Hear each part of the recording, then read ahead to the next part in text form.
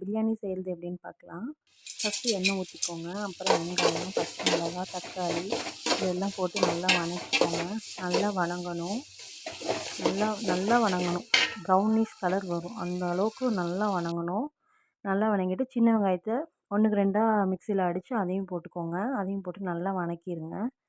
நல்லா வதக்கிட்டு வெயிட் பண்ணுங்கள். நல்லா ப்ரௌனிஷ் கலர் ஆகும்.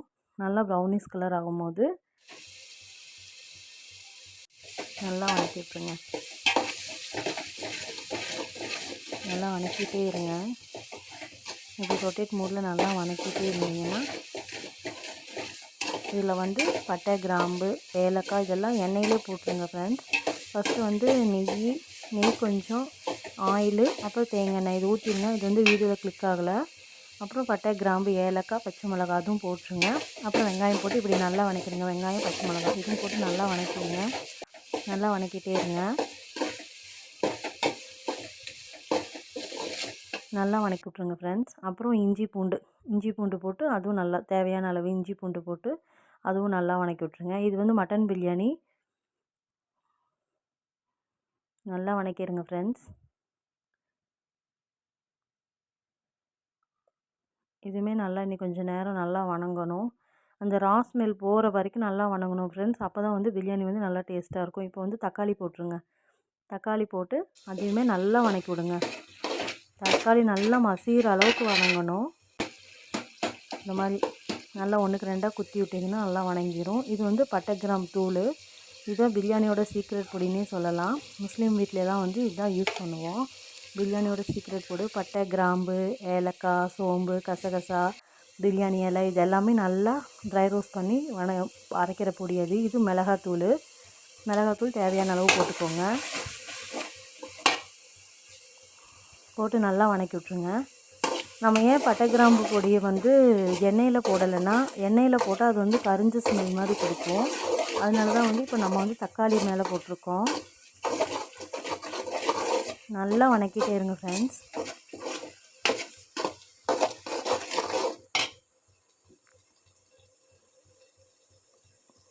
மசாலா நல்லா கோட் ஆகணும். அந்தளவுக்கு வதங்க. இப்போ மட்டன் போட்டுக்கலாம்.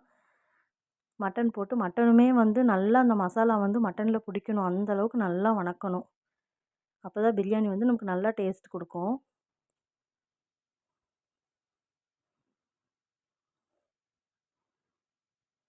நல்லா வதக்குங்க.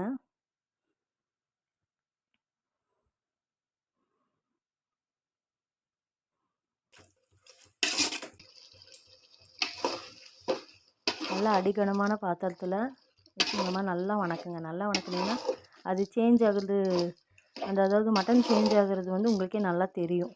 அந்த அளவுக்கு நல்லா வதக்கணும். நம்ம எந்த அளவுக்கு வதக்குறோமோ அந்தளவுக்கு மசாலா இறங்கும்.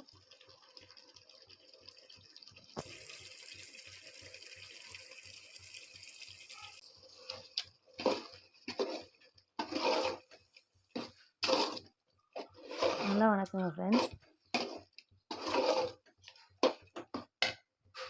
இப்போ தயிர் ஊற்றிருக்காங்க. தயிர் எலுமிச்சம்பழத்தையும் ஊற்றிடுங்க. அதுலேயே தயிர் எலுமிச்சம்பழம் ஒன்றா புளிஞ்சு வச்சுருந்தாங்க. அது அதிலே ஊற்றி நல்லா வதக்கிடுங்க. அதுவுமே வீடியோவில் கிளிக் ஆகலை. நீங்கள் அதை சேர்த்துக்கோங்க. இப்போ எந்த பாத்திரத்தில் நம்ம அரிசி அளக்குறோமோ அந்த பாத்திரத்துக்கு ஒரு பாத்திரம் தண்ணி, அப்புறம் கொஞ்சம் தேவையான அளவு கொஞ்சம் இன்னொரு பாத்திரத்தில் தண்ணி ஊற்றிக்குங்க. நல்லா கலக்கி விட்டு இது கொதி வரணும். அந்த பபிள்ஸாக வரும்ல, அப்படி வர்ற வரைக்கும் நம்ம மூடி வச்சிடணும். இதுலேயும் அரிசி போட்டுறக்கூடாது. கொதி வந்ததுக்கப்புறம் தான் அரிசி போடணும்.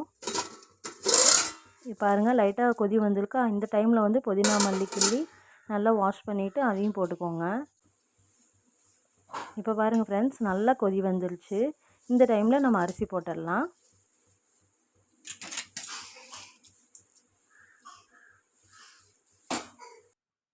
நல்லா இலக்கி விடுங்க. நல்லா அடியிலெல்லாம் மசாலா நிற்கும். நல்லா இலக்கி விடுங்க.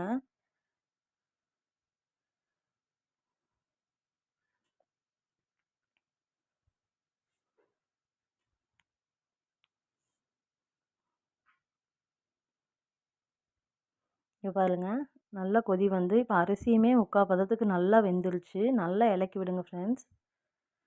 கொஞ்ச நேரம் க்ளோஸ் பண்ணிவிட்டு அப்புறம் கொஞ்சம் நேரம் ஓப்பன் பண்ணி அடி பிடிச்சிடக்கூடாது. அடி பிடிக்கிறதுக்கு முன்னாடி எடுத்து இலக்கி விட்டுறணும். இங்கே பாருங்கள் நல்லா இலக்கி விட்டுருங்க.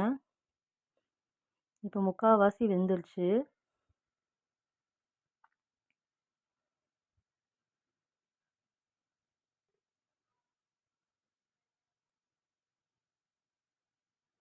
நல்லா இலக்கி விடுங்க ஃப்ரெண்ட்ஸ்.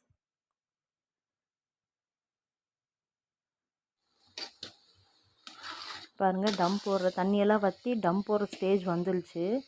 இப்போவுமே நல்லா ஒன்றுக்கு ஒன்று சாப்பாடு மேலே இருக்க சாப்பாடெல்லாம் கீழேயும், கீழே இருக்க சாப்பாடெல்லாம் மேலேயும் அந்த மாதிரி திருப்பி திருப்பி விடணும்.